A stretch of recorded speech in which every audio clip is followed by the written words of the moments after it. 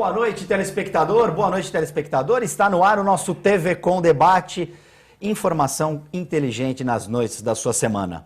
Hoje nós vamos falar sobre vários assuntos.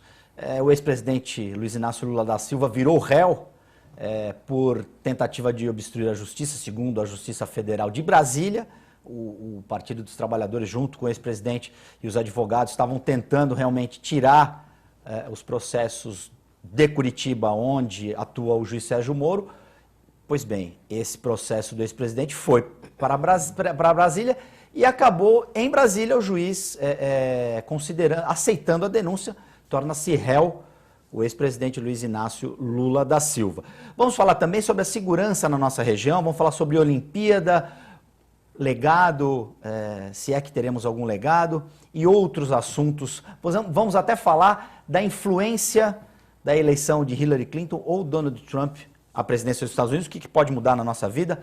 Para isso eu recebo hoje aqui o doutor Marcos Alonso, médico oftalmologista. Boa noite, tudo bem, Marcos? Boa noite, Guto.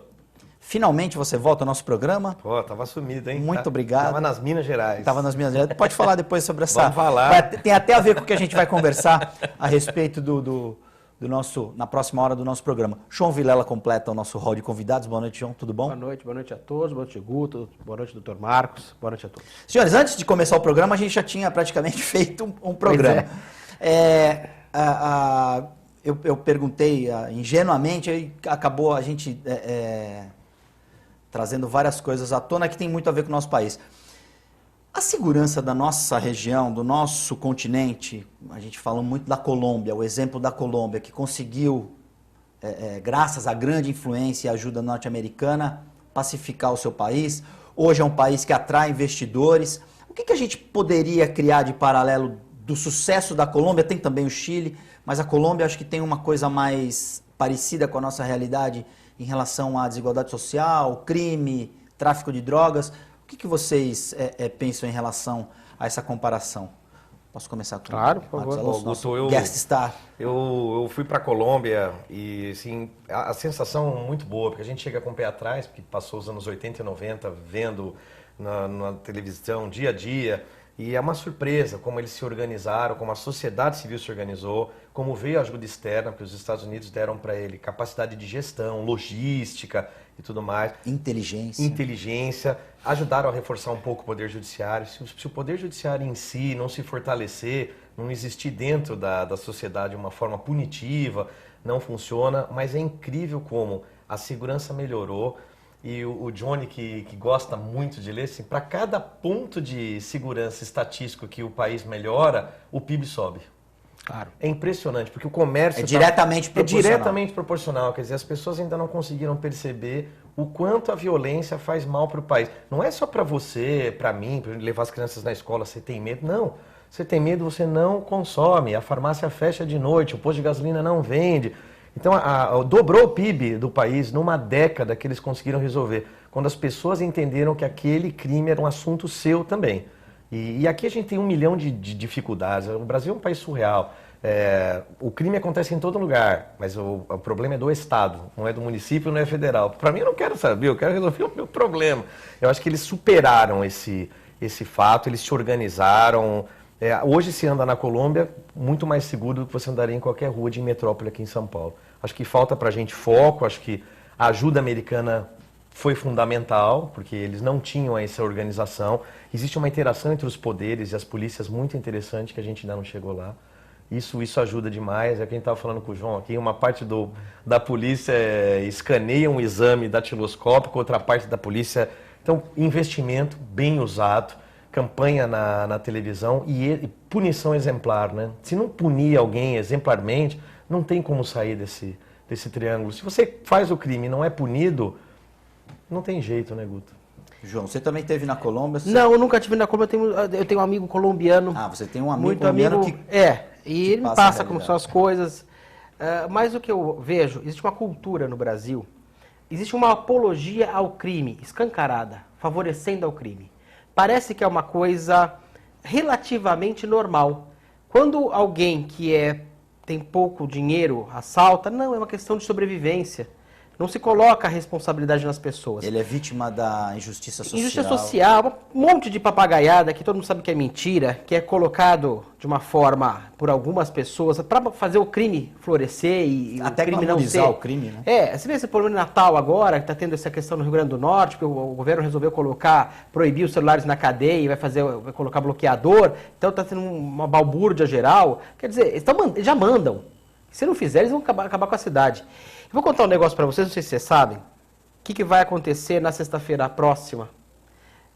Agora, no dia... Dia 5? Dia 5. Na abertura da Olimpíada Copa. do Rio de Janeiro. Você viu o que vai cair lá? Porque, na realidade, está tudo bloqueado, não pode falar o que vai ser, mas as pessoas assistiram. Vai ter um assalto à Gisele Bündchen. Eles vão simular, exatamente. Simulação de assalto como se fosse uma coisa pitoresca do Brasil. Quer dizer, é uma coisa bacana Vão você assaltar agora. O assalto. Nossa, Não, a droga aí. já é romantizada. A droga virou um negócio bacana, de intelectuais, de pessoas descoladas. E as pessoas não têm noção, às vezes, do mal que causa a droga. Alguns têm que já passar de sua família. Mas o que faz a droga na cabeça de uma pessoa, e pode ser a maconhinha, que o pessoal acha que é pouquinho, que é bacaninha, que para alguns não faz tanto mal realmente, mas para uns potencializa. O doutor Alonso é médico, ele vai, talvez, fale melhor do que eu, mas potencializa de uma forma absurda isso. Sabe, na cabeça da pessoa, e é uma coisa que destrói a família inteira e destrói a sociedade inteira ao redor, como eu já vi muitos casos.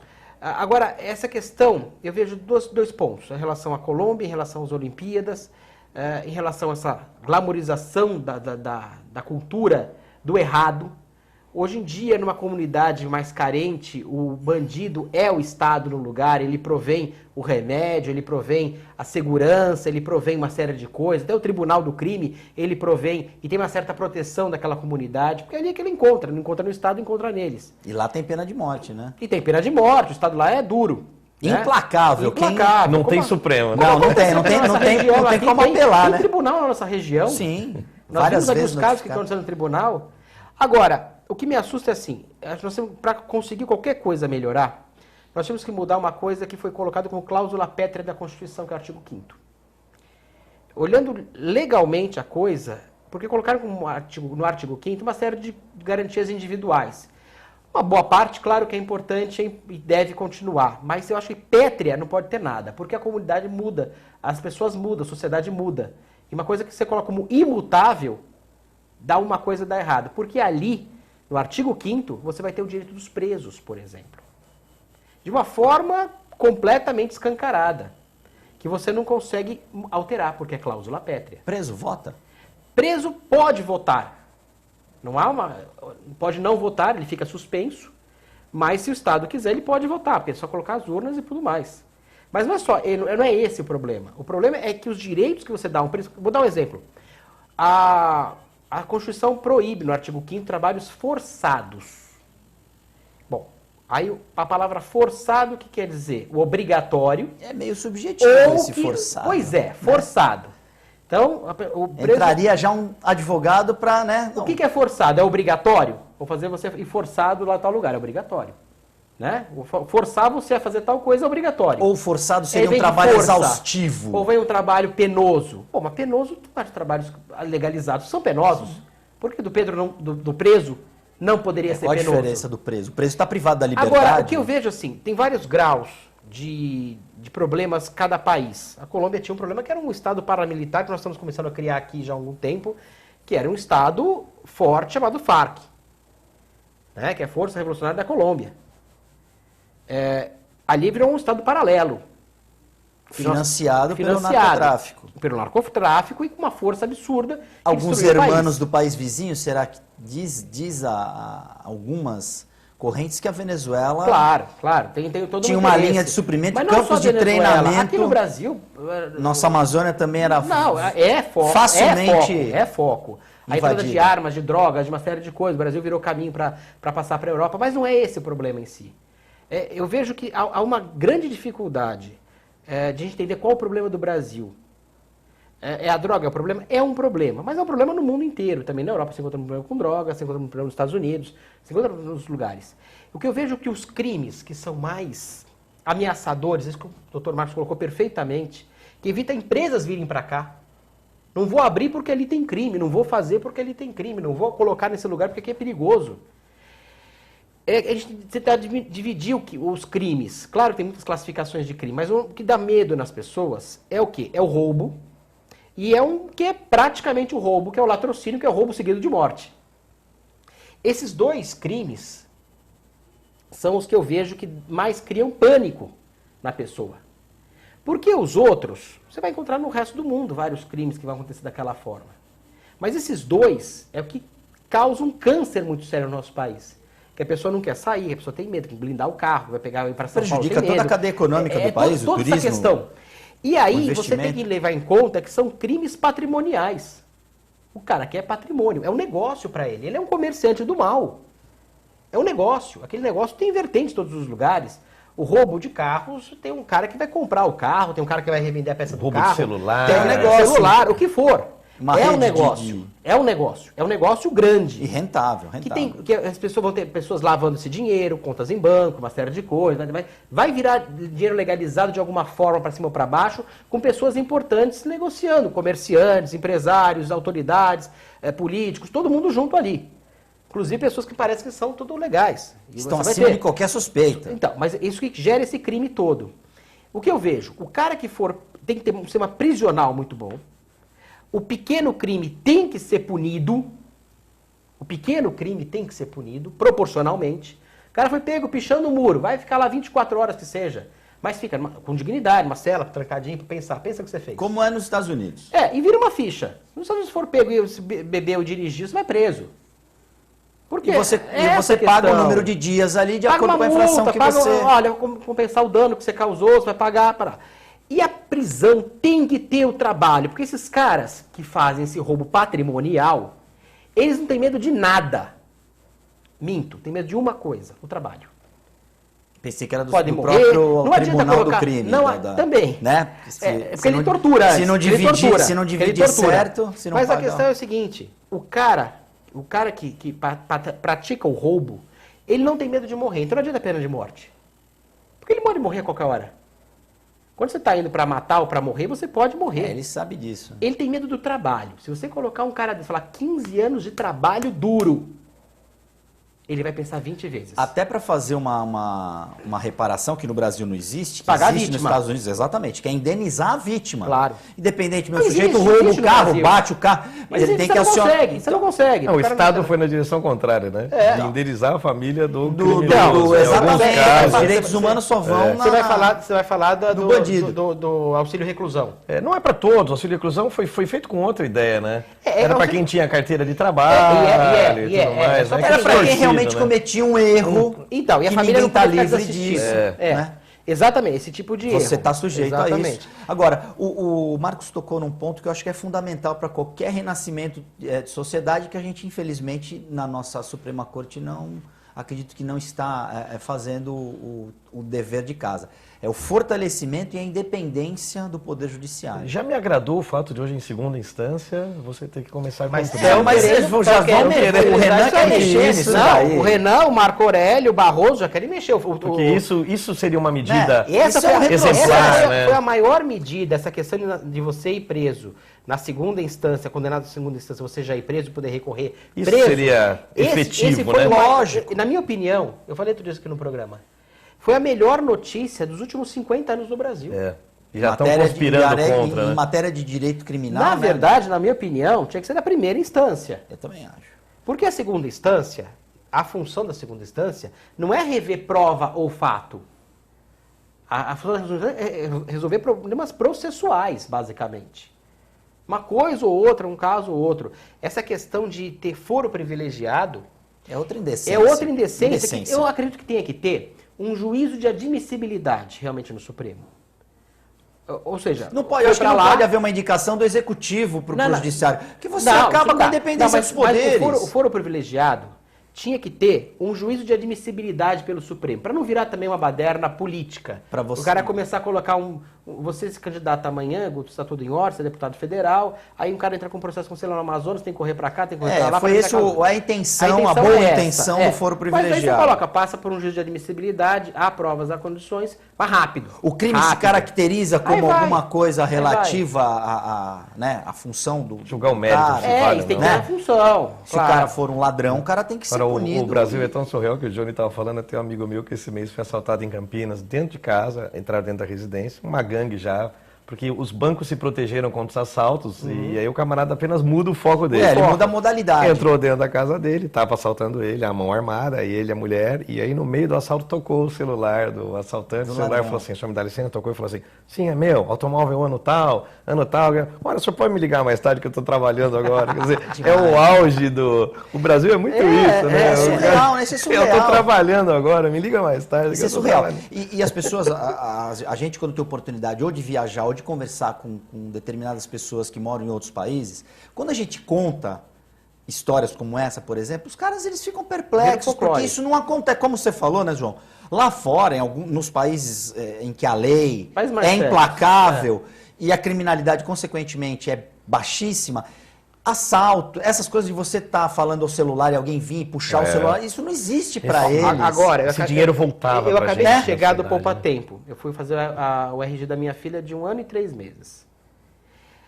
É um processo, eu fui muito bem atendido, medieval, rápido, tudo bacana. Nesse ponto foi excelente. Fui muito bem atendido, as pessoas foram muito simpáticas, muito educadas, em todos os pontos. Só que o processo é algo que não poderia ter no Brasil hoje. Você colocar o dedo naquela tinta, para você colocar naquele papel, e aquele arquivo vai para São Paulo, fica num arquivo. E se amanhã, algum dia, acontecer alguma coisa, alguém vai ter que ir um papiloscopista ir lá dar uma olhada como é que se bate... Não pode isso. Isso já nós temos tecnologia há muito tempo já, para você ter uma carteira única, um documento no Brasil único, carteira, um registro geral, não de cada estado ter, algum documento que você passe toda a tua vida ali e você tenha um controle de quem está aqui no Brasil, quem está entrando, quem está saindo, o que está fazendo, aonde está essa pessoa. Não no sentido de você vai ter um rastreador, não é isso, mas você tem que ter um documento único, porque cada estado tem seu sistema. Você pode tirar 27 RGs diferentes. 27 RGs diferentes, e alguns estados tiram mais de um ainda junto. Vai fazer um... no Pará, por exemplo, você tira... Você quer um documento para saber uma certidão negativa de idoneidade, de criminalidade, é uma loucura. Você fala, que estado você já trabalhou, meu filho? Tem que dividir em 10 estados. Tem que buscar e cada estado com padrão, com aquela carteira ridícula, fácil de falsificar. Todo mundo na nossa época entrava na loja, tinha lá um lugar, fazia uma igual lá, em algum canto. Uma coisa horrorosa. Todo mundo fazia isso, né, para entrar na Loft, na Zoom, nos lugares que não podia entrar o menor. É algo absurdo você ter um sistema de documento desse. Enquanto nos outros países, você vai lá, você sabe o número que você tem, se o policial te para, você está sem o documento, você fala qual o número, aparece a foto do cara, parece que é... E aí já entra, seria um número de seguro social, seria um número de identificação, seu tipo de sangue... Nós temos título de eleitor, nós temos carteira de trabalho, nós temos CPF... Centralizar tudo isso. Gozado que nós temos urnas eletrônicas... Eu ia falar isso agora. Desculpa. Então faz. Olha, imposto de renda e urna eletrônica vai funcionar, que é uma maravilha aqui. Cruza informação, né? O imposto de renda cruza informação, no Brasil funciona. Multa funciona muito bem. Multa é sensacional. No Brasil inteiro, a multa é um exemplo, né? Se você comete uma infração em Manaus, a multa vai chegar aqui em Santos. Aquela menina que capotou o carro, que estavam achando que ela foi sequestrada, que ainda falaram que o carro estava em Mogi, e agora acharam que o carro tinha capotado no meio da estrada lá que ninguém achou. Eles acham tudo. Quando interessa. Então, assim, pra te multar, eu levei uma multa agora, Marcos. Eu até te falei pro Guto. Eu tava no Rodoanel. Minha multa estava 49 por hora.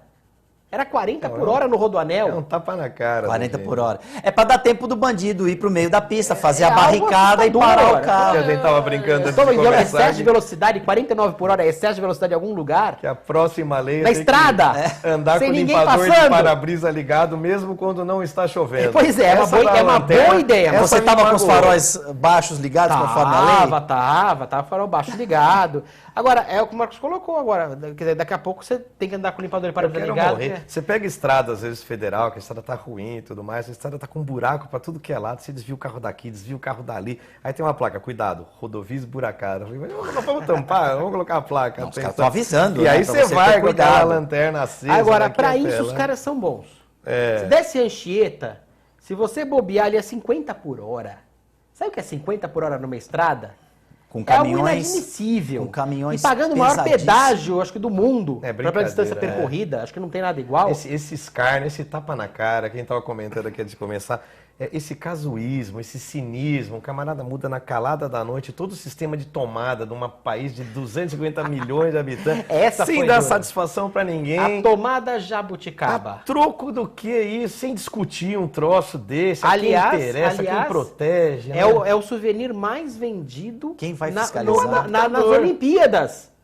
Porque o cara chega aqui, o celular dele não vai funcionar em lugar nenhum, todo laptop, notebook, barará, ele tem que guardar aquilo. Ele precisa, a primeira coisa mais vendida. É o camelô vendendo adaptador. Então vai ser a Olimpíada da Gambiarra, que já está sendo. A Vila Olímpica, já é. A delegação da Austrália pediu para não haver fumantes, né? Porque teve um incêndio no prédio. E não tinha água nos extintor. Não tinha água e foi uma bituca de cigarro que jogaram no lixo, no subsolo e que começou a pegar fogo. Quer dizer, eles pediram um bombeiro por andar. Essa parte olímpica... Vai ser a Olimpíada infelizmente era para ser o contrário, era para mostrar que a gente está preparado para receber. Porque colocaram dinheiro adoidado nosso para nada, né? Porque isso aí, daqui a algum tempo você vai ouvir, mas aqui, como aconteceu com o PAN, como aconteceu com a Vila do PAN agora, recentemente, eu estava achando que ia ser o mesmo local, melhorado. Não, é outro local. Vamos fazer outro. Maravilha. Precisamos começar a obra desde o início, porque o chão lá da Vila do PAN está afundando. No Rio de Janeiro, quem conhece o Rio de Janeiro? Ali no Flamengo, ao lado do Palácio do Governo também teve o arrastão, os caras tudo... Mas chegando, os caras mandando sair do carro... Organizado, organizado. Com equipe, né? Revezamento de arrastão. Isso ali numa rua que é ao lado do Palácio do Governo.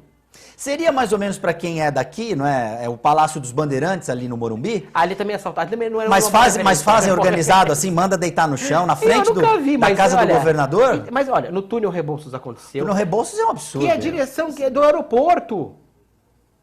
Sabe? Você é ligado ao aeroporto. Quer dizer, você não tem condições de você ter isso numa cidade, em plena Olimpíada, ter arrastões. Sabe, em Natal, por exemplo, no Rio Grande do Norte, você fica ouvindo isso, que os ônibus pegam fogo a cada esquina, porque o bloqueador de celular. Quer dizer, o crime está de uma forma no Brasil institucionalizado, porque a polícia, ela tem que enxugar gelo. Ela prende 20 vezes a mesma pessoa, e se for menor, vai prender 1000 vezes a mesma pessoa. E sai antes de terminar o BO. É frustrante, né? E aí você, mas não pode. Por quê? Porque ele é menor. Não pode. Porque a pena é pequena. Quer dizer, você sabe como é que é o negócio na lei? Abaixo de 4 anos, ninguém vai preso. A pena tem que ser maior que 4 anos para você pensar em alguma coisa.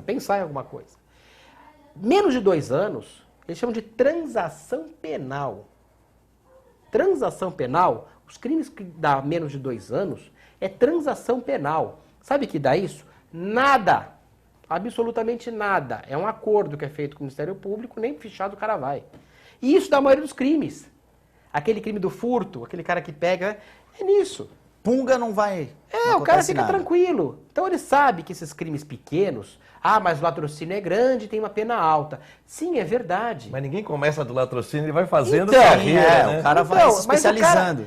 Imagina um cara numa comunidade em que a escola é extremamente falha, por aquele motivo que você mesmo colocou, que a violência gera outros danos, que sociais, às vezes não são. Sofre, o professor não quer dar aula num lugar ruim. O professor tem medo, né? Tem medo. O professor, a função do professor não é educar, dar educação. Não. Ensinar a pessoa a falar, a pessoa se comportar. Ele vai dar escolarização, ele vai dar conhecimento. Tem estatística que o professor brasileiro gasta 20% do tempo tentando dar alguma disciplina para a sala? Sim, mas é algo absurdo. De dar uma é algo absurdo. Então ele tem medo de dar aula num lugar que seja inseguro. Claro que tem. Ele já ganha pouco. Ele já vai até lá. Ele já gasta condução, já perde tempo. E para ir num lugar inseguro, ainda ser ameaçado, né, fisicamente... Ameaçado você foi até legal, porque o professor hoje apanha direto. Apanha do aluno, apanha do pai do aluno. Você tem um filho nesse lugar. Você já não tem uma estrutura do Estado, você não tem perspectiva de melhora, você encontra os amigos do teu filho usando drogas ou traficando drogas e ganhando dinheiro com isso. Muito dinheiro, né, em relação ao que eles ganham. Tem respeito da sociedade, porque ele é armado por ali. Ele tem respeito porque ele é amigo do traficante. Ele tem respeito porque ele tem dinheiro na mão. Todo mundo quer ser esse cara, né? Você viu o cara do Rio Grande do Norte? Pegaram com ele, um dos líderes lá, de queimar os ônibus lá, com 300 mil reais na mão. O mais interessante disso é que os criminosos, eles se submetem aí pra cadeia, porque diante desse poder, eles teriam, não vou ser preso. falar nisso, em ser preso, encontraram o Fat Family? Não saiba não. Né? É que ele é pequeno. Tá foragido. Ele é magrinho. Ele já deve ter feito uma bariátrica. Ele é magrinho. Deve estar que nem o Usain Bolt. E deve estar andando ali pelo Rio de Janeiro tranquilamente. Corroeu a sociedade. Quer dizer, o professor não tem valor, o policial não tem valor. O médico não tem valor, o médico tem valor, ninguém tem valor. Mas quanto ganha o político? Que não tem que ter, em tese, não tem que ter formação nenhuma, né? Deveria ter. Né? Deveria ter. O que eu acho que o pior exemplo que passa é o exemplo que as pessoas não são mais iguais. Todo mundo fala, a gente deveria ser igual, mas as pessoas não são iguais. Eu trabalho, vou e volto de São Paulo todo dia. Eu ando na estrada a 80. Se você andar a 85, você é multado. Todo dia passou 100 carros por mim com placa de tudo que é instituição do Brasil.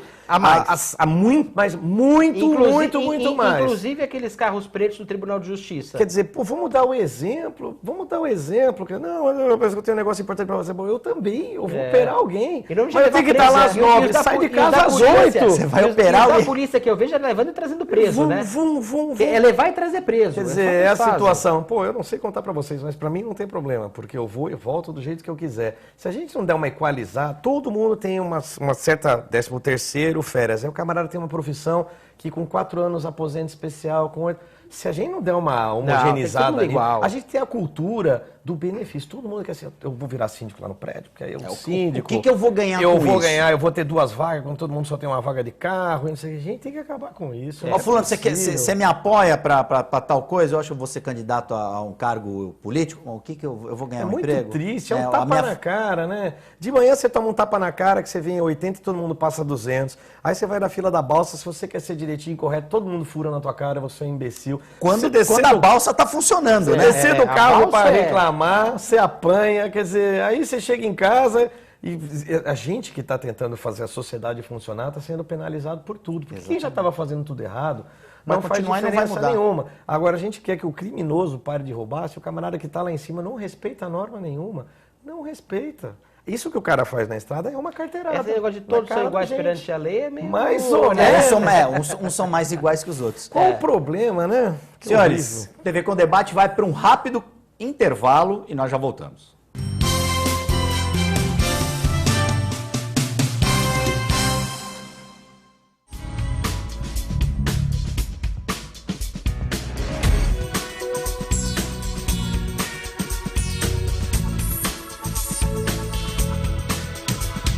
Unilaser, um centro de referência único que, concentrando recursos tecnológicos e a capacitação técnica de seus médicos, pode diagnosticar e tratar as doenças da visão, aplicando uma oftalmologia de ponta com reconhecimento nacional e internacional. Unilaser, unidade oftalmológica de laser.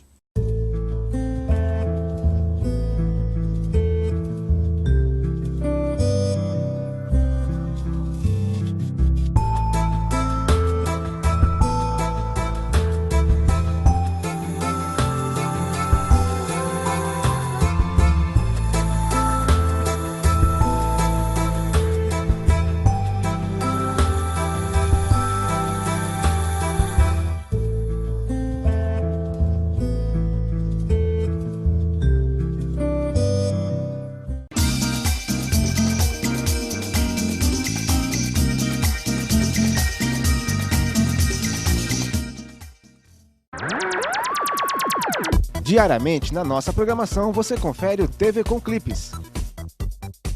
Dos grandes clássicos aos atuais. Então fique ligado no TV com Clipes.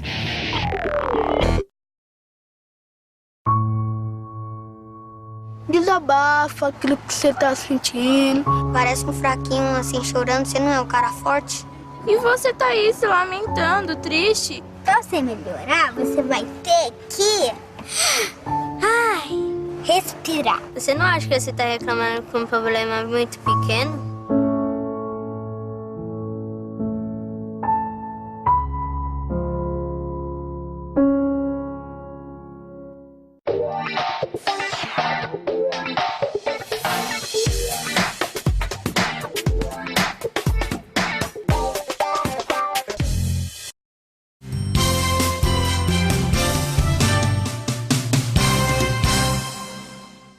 TV com Debate já está de volta. Na edição de hoje nós recebemos o médico oftalmologista Marcos Alonso e o nosso comentarista João Vilela. Antes de a gente retomar o nosso debate, eu queria dizer para você que se você quiser mandar alguma sugestão de pauta, alguma imagem, algum flagrante que você tenha feito na sua rua, no seu bairro, um buraco que a prefeitura não tapa, a árvore que a prefeitura não manda cortar, o fio de alta tensão que está quase esbarrando no chão, mande uma foto, mande um vídeo para a nossa produção, a gente vai colocar o endereço eletrônico aí no rodapé da sua televisão e você entra em contato com a gente, tá ok? Senhores, Vamos você falar esse negócio do fio de alta tensão, dos postes? É o que mais tem. Até hoje eu não isso. entendo como é que funciona poste na nossa cidade. Porque o poste é da CPFL, certo? Só que a prefeitura tem que gastar uma grana para pintar o poste. Mas se não é dela, porque ela pinta. E tem uma taxa também para a prefeitura em relação à iluminação, não tem? Então, a prefeitura paga a iluminação, ela tem que manter a iluminação pública. Quando tem algum lugar para colocar subterrânea, a prefeitura que tem que pagar. Eu não entendo como funciona poste no Brasil, porque é um emaranhado de fios ali. A lei diz que só pode 6 fios por poste. Sabia disso? João Vilela. A lei suíça. Não, a nossa. Na Suíça a fiação é enterrada, desculpa. O problema do nosso poste, por exemplo, eu acho um absurdo. Aquele emaranhado de poste é horroroso, né? Aquele negócio horroroso. O pior são as árvores.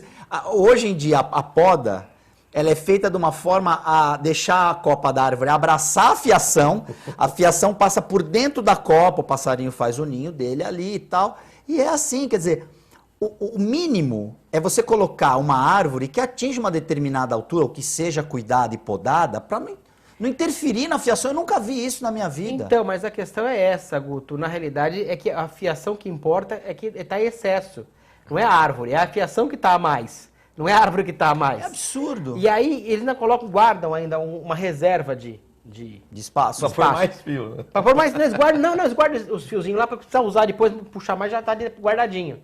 E fica aquele monte de fio em tudo quanto é canto. Tudo exposto, E um detalhe interessante, você sabe que a lei, ela pune se você tiver mais de 6 fios por poste. Né? Mais de 6 dúzias, né? Quem fiscaliza isso? Então, Mais uma, mas veja, igual do farol, quem fiscaliza? Pois é, a prefeitura teria que multar a CPFL, que a lei é municipal, a prefeitura teria que multar a CPFL. Só que a lei é tão bem feita que diz que é R$500 se você ultrapassar. Mas é R$500 o quê? É o metro? É o quê? Por poste? É por poste.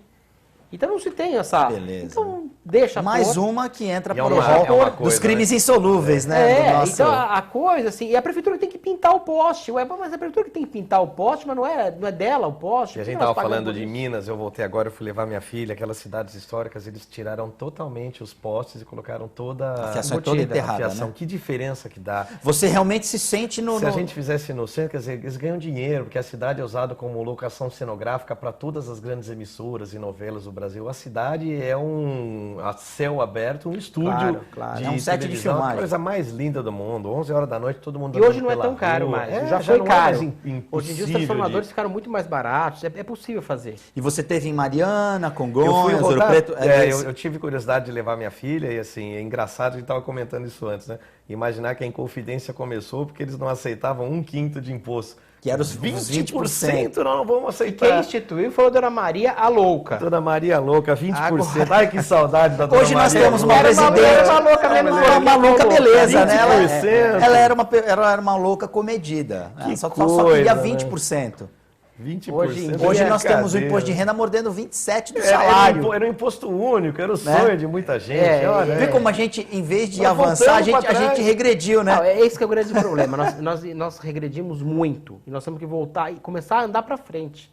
Tanto que nós regredimos que a recessão que nós estamos hoje, ela chegou num ponto que é assustador por todos os motivos. Pela violência, tudo que a gente está conversando aqui, pela impunidade, pela falta de zelo, pela falta de atitudes do poder público, pela falta de atitudes da população também. Vergonha na cara, responsabilidade. Vergonha das pessoas, atitude, ética, é o mínimo que as pessoas podem ter.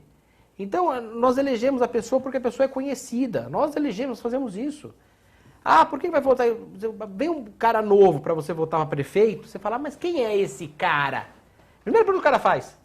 Nem é um desconhecido. É meu primo, né? Entendeu? O que esse cara tá fazendo aí? Ô, Johnny, por falar em eleição agora, hein? Trump ou Hillary? Pois é, então, Trump ou Hillary? Boa pergunta. Eu devagarzinho estou começando a mudar. Boa pergunta. Você está seguindo bem o roteiro do programa. Eu assisti as duas convenções. Eu vi a primeira convenção. Eu também tive essa curiosidade. Eu achei a condição dos republicanos fraca, achei aquele fiasco da esposa dele, aquilo foi um fiasco. Aí eu assisti a dos republicanos, achei o Bill Clinton, que é um cara que eu tinha um prazer de escutar, achei bastante envelhecido. Fraquinho. Quando chega o Obama é um grande orador. A hora que ele fala, ele faz crescer, né? Mas a cada dia que passa, eu fico imaginando se o mundo não está precisando de um louco, um pouquinho. Trump. Eu tô com o saco cheio. Você chegou a ver o discurso da Michelle Obama? Eu vi, fantástico, né? Quer dizer, o casal é bom, né? O casal é muito bom. Os dois são bons. Eu acho que se a Michelle Obama tivesse saído como candidata, ela teria é mais ótima, chance que a Hillary. Ela é ótima, há muito mais. Agora, o que eu vejo assim, como falta também nos Estados Unidos, não é só aqui que falta bons nomes. Falta candidato. Falta no mundo inteiro. Pro porque republicano botar o Trump, que não tem história. Esse sistema político no mundo está podre. Não é só no Brasil. A gente está tendo uma grande mudança no mundo inteiro em relação a isso. A classe política. Mas no mundo inteiro não é mais isso que nós queremos. Nós queremos algo com responsabilidade, pessoas interessadas em fazer aquilo, não por um proveito próprio. O que você está enxergando hoje nos Estados Unidos, no Brasil, na América Latina, na Europa, na África, no Oriente Médio, é pessoas querendo um proveito próprio. As pessoas cansaram disso. Como a monarquia cansou um dia, sabe? As pessoas falam, para aí, não quero mais esse cara de rei. Passa de pai para filho, cansou um dia e o mundo falou, putz, não vai ser mais monarquia. E deixou monarquia como um enfeite em alguns lugares. Também não manda. Você me falou de monarquia, eu lembrei a própria saída da Inglaterra, das Ilhas Britânicas do mercado como europeu, foi realmente... Foi um tapa na cara. Uma coisa inesperada. Essas mudanças... Ali eu entendo o povo inglês. Que o inglês estava pagando muito a conta? Ele ia pagar muito mais. Em relação à imigração? Imigração. Mas a gente tem aí uma coisa, foi até bom você puxar esse tema. A Europa, principalmente, está envelhecendo. Então, eles precisam de mão de obra para contribuir, para pagar boa previdência das pessoas. Eles querem imigração na Inglaterra. Mas qualificada. Não é só qualificada. Eles querem aquele cara que trabalhe para eles, fazer um trabalho que eles não querem fazer, mas que seja um cara ordeiro. A verdade é essa. Vamos tirar o pano de cima. É o subemprego ainda? Eles querem o subemprego pro cara. Que o cara seja comportado, seja bacana, que quase não use o seu hospital, que não use a sua escola, mas seja um cara novo, que possa trabalhar muito arduamente, mas seja honesto, trabalhador e não dê problema. É isso que eles querem. E, por outro lado, quando você abre a migração, vem o pessoal já mais velho, que eles não querem, com criança pequena, que eles não querem. Religioso. Porque existem várias modalidades de imigração, né? Então, eles não querem, eles querem escolher o imigrante deles. Você acha isso certo ou não? Não é questão de ser certo ou ser errado. O país deles, eles falam, não vai andar se não for assim. Não é questão de ser certo ou errado. Humanamente é errado. Humanisticamente, acolher a pessoa... Todos nós somos descendentes de alguma pessoa que estava... Meu avô veio da Síria. Ele veio porque estava em guerra. Ele veio para cá com problema, ele veio para cá menino, ele veio para cá, trabalhou muito aqui e tudo mais, tudo bem. Agora, humanamente, claro que deveria se acolher. Só que os países, ainda mais os anglo-saxões, eles olham de uma forma um pouco mais racional. Olha, tudo bem, está com um problema lá no país dele, problema dele. Eu quero aqui no meu país, eu quero alguém que venha trabalhar, mas quero que seja ordeiro, quero que tenha mão de obra forte, que seja fazer. A verdade é essa. O europeu, em particular, também, a Inglaterra, está pagando a conta do colonialismo? Porque eles não passaram... Eu ia falar isso para você. Também. Eu voltei de Minas agora. Essa é a pergunta. E eu fiquei enlouquecido porque eu peguei um professor de história lá para enriquecer a viagem e a gente ficou rodando e ele mostrou a estatística que no século XVIII, 1/3 de todo o ouro retirado no mundo veio de Minas Gerais. De Minas. Um terço do ouro do século XVIII, quer dizer... Em 100 anos... Você imagina o peso que isso teria no PIB do mundo. Literalmente. Só que nós não vimos esse dinheiro. Não, exatamente. Tão pouco Portugal, que devia fortunas para os ingleses, quer dizer, esse dinheiro foi direto para a Inglaterra. Financiou a Revolução Industrial. Quando exauriu a mão de obra, porque os portugueses buscaram negros africanos na Nigéria que sabiam mexer em minas. E era uma condição pior de vida. Um negro com 5 anos de mina morria, porque era tudo quebrado na picareta. Aí o inglês não tem dó. Se alguém está sofrendo 20 horas por dia, mas o ouro está chegando, está ótimo. Bom, não tem mais negro, tá certo, mas tivemos uma abolição, mas os negros continuaram lá trabalhando em regime de escravidão para os ingleses. Teve o tráfico internacional, mas quem estava escravo continuava escravo. Eles continuaram escravos, só que dessa vez para os ingleses. Quer dizer, esse pessoal saiu para o mundo, acumulou riqueza e enriqueceu. E ainda vive do dinheiro que acumulou séculos, estão numa sociedade à frente da nossa. Só que o cara não abriu mão de nada. Eles saquearam o mundo. A Europa no século XV, ela fez uma zona no mundo que não vai ser recuperada nunca. Eles brincaram de Deus no mundo. Eles pegaram na África... o que eles fizeram na África foi uma coisa terrível. Uma crueldade, né? Não, é uma crueldade que não tem tamanho. Não só na África, eles fizeram isso no Oriente, fizeram onde eles podiam fazer, na própria América, com os índios. É que, assim, o Oriente Médio desenhado África, recentemente, Iraque, Irã, Síria, Jordânia... vai estar muito próximo disso. Né? O inglês pensou em colocar as colunas de Israel aqui. Eles pensaram em Entebbe, depois pensaram aqui, em algum lugar para da terra, botaram lá no meio da confusão. Na África, eles não entravam, o português não entrava em Angola ou em Moçambique, ia buscar o escravo no meio da selva. Ele ia buscar no entreposto. Ele ia pegar lá na eles porta. Guerreavam entre eles e a tribo vencedora vendia os perdedores como escravos. Na África já havia essa cultura de ter escravo de era negro com negro. O Império Romano, a Antiguidade conta isso. Meio escravo porque é negro. Não, ele é meio escravo porque ele é da tribo, da tribo inimiga. Ele foi submetido a uma batalha, perdeu e a honra dele. Então se vendia, muitas famílias hoje ricas na África, de negros ricos na África, ganharam muito dinheiro na escravidão. Traficando os próprios seres humanos que estão ali em volta. E os índios também sofreram muito com outros índios que caçavam outros índios. Essa teoria eles usaram para o mundo inteiro. Nós temos que lembrar que... Eu gosto muito de história também, Marcos. É uma coisa que eu gosto muito. A primeira vez que eu fui para a China, em 2002, eu fui lendo um livro muito interessante sobre algumas coisas brasileiras que vieram da China. E muita gente não sabe. Porque nós tivemos muitos escravos chineses. Em Minas Gerais tem uma série de esculturas barrocas com cara de chineses. Os profetas de Aleijadinho seria... Tem caras de chineses. Essa feição oriental, né? Tem algumas coisas interessantes que nós não temos às vezes noção. Para a estrada de ferro trouxeram chineses. Pastel. Toda feira você vai lá, você vê o japonês vendendo pastel, você fala, coisa de japonês. No Japão não tem pastel, na China também não tem pastel. Na verdade, eles pegavam o gyoza chinês... Sim, que é um pastelzinho. Adaptavam o que tinha aqui na hora. O recheio, você diz, né? O recheio, que fosse o que tivesse. Se fosse queijo, era queijo. Se fosse carne, era carne. O que tivesse na hora. E fritavam no óleo de dendê do africano. Então, o africano fritava era uma mistura. Então, foi uma joint venture entre a esteira da praia. A esteira da praia é uma coisa de chinês, que veio pro Brasil e a gente achou que fosse de algum outro canto, o chinelo. O chinelo de dedo. Quer ver uma coisa que é interessante? Eu fui uma vez pra China, na mesma época que tem festas juninas aqui no Brasil, em julho. E eles têm muita coisa, junho, maio, festas com as bandeirinhas, as lanternas, e o balão, e os fogos. Tem muita coisa. E mesmo Portugal. Portugal é o negócio dos ladrilhos, azulejos portugueses. Macau. Vieram todos e mão de obra de Macau.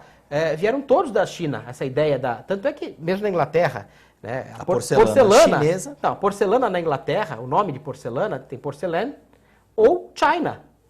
Você vai comprar uma China, é comprar porcelana. Porque o europeu demorou muito para dominar essa técnica da porcelana, né? Depois o inglês... Sim, mas eles trouxeram muitos chineses para cá, para o Brasil. E essa escravidão, nos Estados Unidos também, na costa oeste. São Francisco. Os filmes de cowboy sempre tem um chinês. Tem chinês. O Kung Fu fez muito. O Bruce Lee fez muito. Bom e velho Kung Fu. Então, assim, esse negócio de pegar pessoas no mundo inteiro e transformar em escravos foi um grande problema do século XV. Que já tinha antes também, mas era muito menos. E para as fazendas que nós tínhamos aqui, era mão de obra. Precisava de mão de obra, o europeu não queria meter a mão naquilo.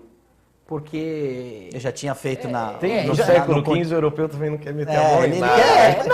Mas é aquela submissão do mais forte, né? A imposição do...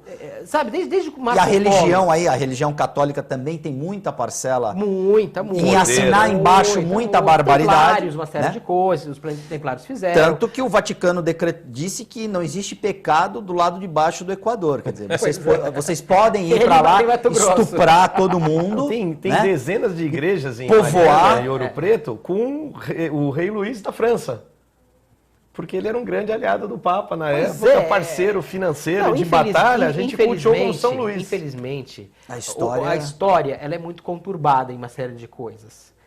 Desde quando o Marco Polo foi para a China e conseguiu trazer a imprensa e a pólvora, houve uma revolução na Europa que foi uma série de coisas, né? Na realidade, assim, há uma troca. A globalização sempre aconteceu. Não né? é agora. A globalização é muito antiga.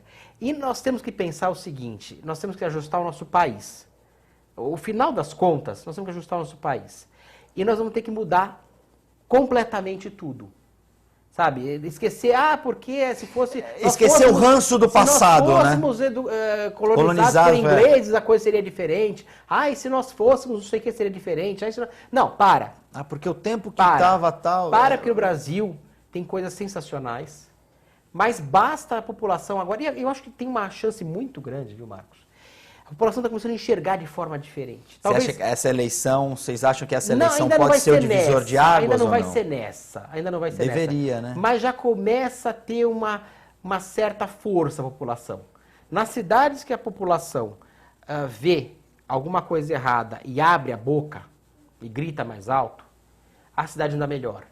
Você vê aqui na nossa região, você vê Guarujá numa situação muito difícil, São Vicente numa situação muito difícil. Santos está ruim. Santos está ruim, mas você anda na praia, você anda no jardim, você anda nas ruas, você vê uma cidade melhor do que os vizinhos.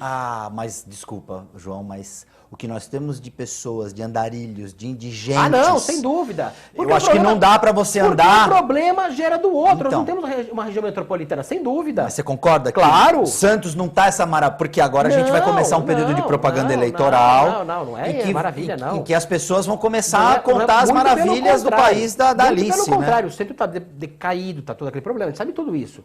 Mas o que eu digo é o seguinte, dentro desse caos... Santos é a melhor das piores? É a melhor das piores e você acaba tendo que pegar e ajudar as cidades. É uma bobagem falar que o pessoal de São Vicente não vem para Santos para se tratar, claro que vem. É cidade polo, de qualquer forma. Mas é uma cidade que consegue ser um pouco melhor. Tem mais emprego, tem mais estrutura, tem mais comércio, tem mais tudo isso. Agora, se nós não pensarmos na região metropolitana, a coisa não vai andar. Nosso transporte é péssimo. Mas Santos é melhor, mas é ruim. Você está me falando, você está lembrando o discurso da chanceler alemã Angela Merkel. Vamos ajudar o entorno, porque senão a gente vai ser vítima dele. O contraponto dessa questão da migração eu acho que na nossa região, na Europa. Você falou das eleições próximas, de outubro agora. É para prefeito, prefeito vereador.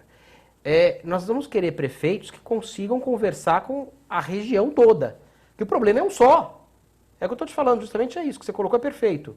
Não adianta você ter Santos arrumado e depois o resto está desarrumado. Então, o sistema de coleta de lixo, que tem a ver com a saúde, sabe, tem que ser centralizado, tem que ser uma coisa só para todo mundo. E tem que passar os domingos, né, senhores? Eu não sei, porque o lixo a gente produz todo dia. Domingo não tem coleta de lixo. E o impacto, né? Eu fico vendo, quer dizer, uma cidade que nem São Vicente, que tem uma parcela do seu dinheiro arrecadado pelo turismo, né? Não, e poderia ter muito mais. Você não vem, né? Não vem, por quê? Vai para uma praia suja, vai para uma cidade insegura. Eu contei outro dia que eu fui andar em São Vicente na praia, tinha um cara com um porco. Como você anda com o cachorro já é errado? Agora nós temos essa nova modalidade. O cara andando com um porco no meio doméstico. da praia. Ele tava combinando com o resto, é uma sujeira só. Então, assim, a coisa... Peppa Pig estava bem ambientada, A gente ri, mas é um drama, porque a gente perdeu coisas básicas, né? É o país da piada pronta, né? Eu tenho um amigo americano que eu perguntei para ele como é que é a ideia do estrangeiro sobre a Olimpíada no Brasil. Ele riu e falou para mim o seguinte, olha, fica tranquilo, porque já pintaram a coisa tão negra que vai ser bom. Que vai até ser bom, porque a expectativa tá tão para baixo que no fim o cara vai falar, olha... Não foi tão ruim assim, não. Foi tão ruim, a praia é ótima, e a gente sempre aposta que isso vai funcionar, é o nosso plano B. E o pessoal é muito hospitaleiro e tudo mais. Né? Vai segurar, nós temos muitas vantagens no Brasil. Nós temos um clima sensacional. Gente boa. Nós temos pessoas... O Rio de Janeiro é bonito. Ninguém discute, né? Lindo. Deve ser a cidade mais bonita do mundo. Tá beleza natural. Eu não posso falar diferente bed and breakfast. Os hotéis estão cheios, o pessoal americano está ficando em home away. Bed and breakfast, vai ficar em casa de pessoas, os americanos. Sim. E eles estão preferindo ficar em casa de pessoas, porque de certa forma... E o brasileiro... É mais seguro até, né? Eu falo uma coisa. Vai ficar no hotel, vai ser visado. Eu falo uma coisa que, assim, que as pessoas falam que não. O brasileiro é trabalhador. Sim. É muito Se não fosse trabalhador, a gente já tinha ido pro brejo faz tempo. A grande maioria, a pessoa fala, na comunidade, lá só tem... Não, o contrário. A grande maioria são de trabalhadores, que sofrem muito. Se só tivesse bandido, já tinham tomado faz Tem muita tempo. gente que trabalha muito. Já tinham tomado muito. faz tempo. Tem esse pessoal que nem você colocou, que dá vantagem. O cara tem uma vantagem do Estado e acaba se locupletando. Então, o pessoal mais pobre é Bolsa Família, é uma vantagem do Estado. Cada um O numa... que acha? Cada um num patamar. Um vai no coitadismo, o outro vai no você sabe com quem você está falando, e nós no meio do caminho... E o outro, meu nome não é Johnny. Então, cada um quer o emprego público na classe média e a classe alta quer o contrato da licitação pública, Quer continuar dinheiro. nas alturas. É continuar cada um naquele No patamar. Né? Nós vivemos muito, esse talvez seja o grande problema do Brasil, nós devemos muito sempre ao Estado. Por isso que o imposto é caro para o setor edifício. E não é suficiente ainda. E a contrapartida do Porque o Estado é monstruoso. Desde os anos 30 nós temos essa mania de querer o Estado grande. Estado pai. O Estado pai, paternalismo, paternalismo total. Tá o errado. Estado tem que prover tudo, tem que prover... Não! E a história já mostrou Tem ao que prover longo o do tempo mínimo, que não é o assim. O mínimo. Estado deve ser um grande regulador apenas. Só o gerente da coisa. Só. Senhores, estamos chegando ao final do programa, não posso deixar de comentar com vocês, o ex-presidente Lula agora virou réu no processo por obstruir a tentativa de obstrução das investigações da Lava Jato. Mas não foi da Lava Jato exatamente, né? O Delcídio, Então, foi a delação do justamente, Delcídio. Tem Ele a ver tentar com o comprar o Cerveró. silêncio do Cerveró. Mas tem uma diferença grande daquela questão que foi para o Estado de São Paulo, que é que Da ligação não estou falando Ele falou isso. Mas é lógico, ele vai falou falar... Assim, então vão ter que me dar uma chácara, vamos me dar um apartamento, e vão me dar não sei o quê. Até a título de informação ao nosso telespectador, não é essa questão do... Por que ele não fala? Você coloca na situação dele. Estamos falando que você tem lá um sítio lá em Itatiba, você tem um apartamento Guarujá, sei lá. Segundo ele... Ele fala assim, eu tenho dinheiro, eu compro o que eu quiser. Seria a resposta óbvia. Eu vou comprar. Compra prédio inteiro, eu dou palestra de 10... ele não pode falar da palestra, aí complica a situação. É outra... Entendeu? Porque a palestra foi a forma de lavar o dinheiro.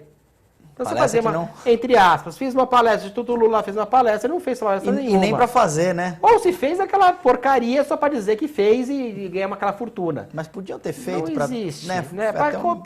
Falta de inteligência a para dizer preguiça outra é dura. palavra. Mas é importante ele entrar dentro do sistema penal para que a gente passe uma resposta para a sociedade. Pois é, que Marcos. mesmo que minimamente precisa ter, que a sensação que todo mundo tá é que vai ter impunidade geral e daqui a alguns anos o cara pode ser candidato se de depender novo. do Supremo, eu acredito... Eu espero morder a língua no que eu vou falar. Diga, Mas pai João... Eu não consigo ver o Lula preso. Não. Infelizmente. Você acha que se ele for preso pode acontecer algum tipo de... ele sabe muito podre de muita gente, de muita coisa. Ele colocou muita gente em muito lugar. Eu duvido ver, infelizmente, uma pessoa tem que ser igual, como a gente estava falando, todos têm que ser iguais, mas existem os mais iguais. Eu vejo qualquer um preso. Menos ele. Menos ele. Até a Dilma. Até a querida. Até a Dilma. Mas ele eu não consigo ver preso. Por mais que tenha essa questão toda... Por mais provas, por mais delações, ele por consegue mais... se safar. Ele já vai querer bater no juiz primeiro antes de apanhar. Ele é muito esperto. Olha, de inteligência, podem falar o que for do Lula. Ele é um cara extremamente inteligente, audacioso e principalmente malandro. Ele é o puro malandro. Ele consegue convencer, ele consegue fazer. Ele tem uma boa retórica, ele tem uma boa ótima conversa. retórica e continua tendo milhares de fãs. Sim. Ele vai ser que nem o Che Guevara aconteceu, que nem acontece com o Fidel Castro, que nem acontece com o Napoleão, aconteceu, uns vão adorar, outros vão odiar. Vai acontecer com várias personalidades do mundo. Ele vai com o Hitler. Tem gente que até hoje ama o Hitler. Cansei de escutar pessoas inteligentes, amigos meus, falando, não, mas não foi bem assim que aconteceu na Segunda Guerra. Se você for analisar a parte econômica da Alemanha, realmente ele saneou as finanças, mas... No começo. Mas sempre com o objetivo lá na frente que não era o que ele queria vender. Que era o que ele estava vendendo ali. Mas ele tirou a Alemanha, ele teve que fazer isso para ter a confiança do povo alemão. Como aconteceu com todos os e do ditadores. exército. Sim, foi o lobo em pele de cordeiro. Que ditador que não fez isso?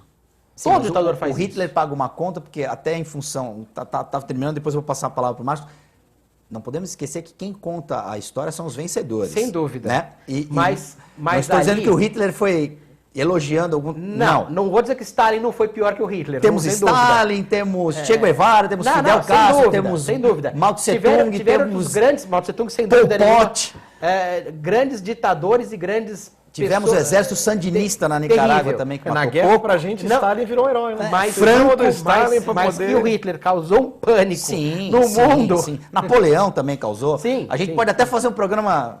Fiquei Mas sabendo eu- que você gosta de história também. Pô, nós somos viciados em Se história o, aqui, se o viu? Lula for preso, você acredita primeiro que o Lula pode ser Eu preso? acredito que o que vai acontecer agora é um processo de isolamento, porque por mais que as pessoas devam favores para ele, até Jesus foi renegado na hora que viram que o cara ia para a cruz, sabe? É ele? Não, eu não conheço. E vai chegar uma hora, quando começa a chegar muito perto do fogo, que as pessoas se distanciam. Eu acho que isso talvez seja a grande mágoa do fim da carreira dele, foi descobrir que uma grande parte de aliados, gente que ele enriqueceu, colocou lá, naquele momento de declínio, isso acontece com Getúlio, vai acontecer com Lula, com Césares. Chega uma hora que mesmo o cara que ele ajudou a vida inteira, ele vai virar e falar, até tu, Brutus. Ele vai chegar no final num ele vai terminar momento... sozinho. Quem vai acabar entregando os pontos, e sempre foi assim historicamente, é algum parceiro. Quem entregou... Você é traído Sim, pelos sim. próximos, Foi né? Brutus É só o João esfaqueou. Vacari abrir a boca, mas o João Vacari não vai abrir a boca. E nós temos um número muito grande de pessoas agora que, assim, que estão sendo ameaçadas e presas e tudo mais e estão segurando o nome dele. Até que ponto essas pessoas do grande escalão, a hora que alguém pegar e falar assim, pô, mas eu tô 1 ano sem ver meus filhos, minha mulher, tô passando dificuldade, pô... E não tenho tanta culpa para E estar eu aqui não tenho dentro, tanta né? culpa, então eu acho que em algum momento alguém vai roer a corda e acho que isso vai ser um dominó. Eu realmente acho que tem recursos ilimitados para ele não ser preso. A minha preocupação não era ser preso. Eu queria que cada um passasse para a história com o peso que tem. Sabe? Quer dizer, esse homem teve durante 8 anos a possibilidade de ser um grande estadista, jogou fora a sua história por 30 dinheiros. Manchou a biografia. Esse cara, um dia olhar para trás e falar assim, podia ter sido um puta estadista. Eu acho que daqui 50 anos cada um vai dar o peso que o Fernando Henrique teve, o peso que o Lula teve. A gente vai olhar esse fenômeno Dilma e vai falar que loucura, como é que Como que a gente- uma que a gente pessoa, chegou como ali? é que aconteceu isso? Eu acho que o que eu queria é que ele entrasse para a história não como um mito, como um líder. Não dá para comparar esse camarada com o Che Guevara, porque não dá para comparar.